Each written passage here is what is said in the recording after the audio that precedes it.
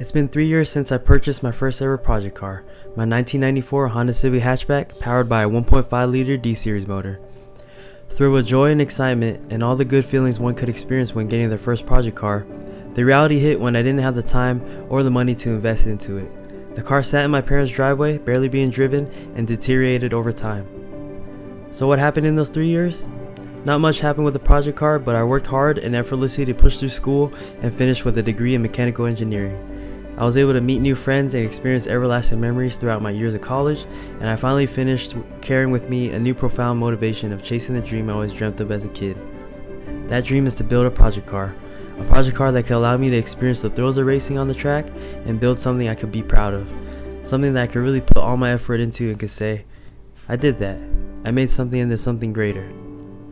Follow me on this journey as I rebuild my Honda Civic so I could take it to the track one day and live out my dream as a kid.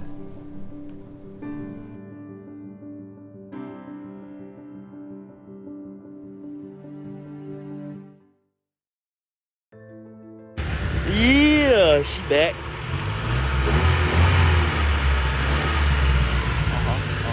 Yup. After letting the Civic sit for 3 years, there were multiple issues with the car. The engine was misfiring badly and the body of the car had deteriorated. With so many overwhelming problems, it left me questioning, where do I start, how do I start, or what do I even start on? Oftentimes when starting something new, it usually begins with overthinking or procrastinating on doing the thing instead of actually doing the thing. Waiting for a perfect time to start and the perfect place to start is something that often kills a lot of people's dreams. What I learned is there's no perfect time to start or a perfect scenario. You just have to start. It doesn't matter where you start, just start somewhere and learn along the way. Your dreams won't work unless you put in the work. So where do I start? Well, for me, I listed out the problems with the Civic and made the most reasonable decision of starting with bodywork.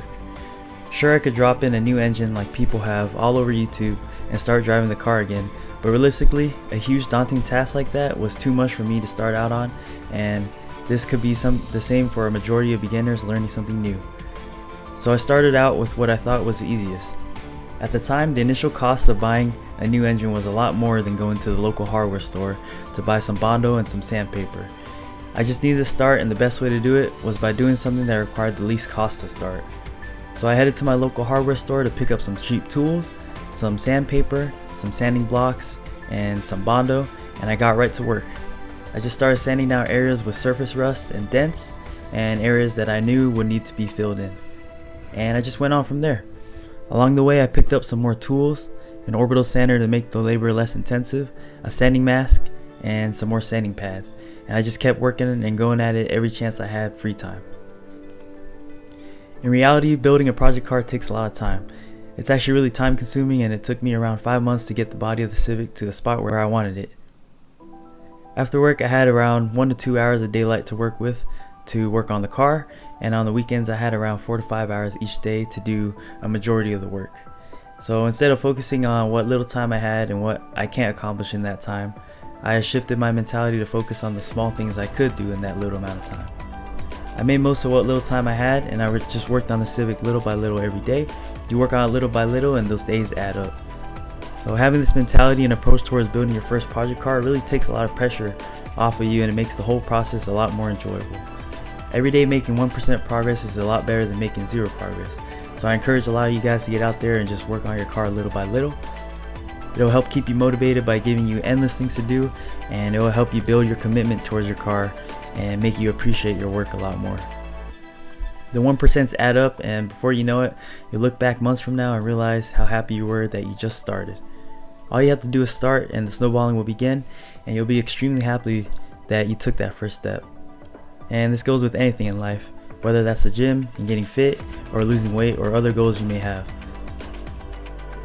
Throughout the process of doing the bodywork on the car, I learned a lot.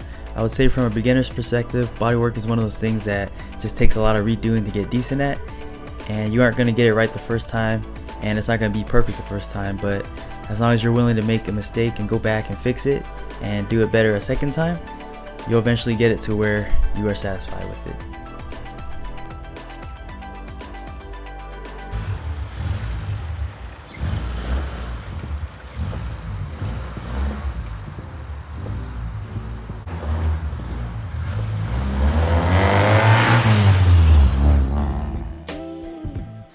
And that wraps up the bodywork episode of the Civic build.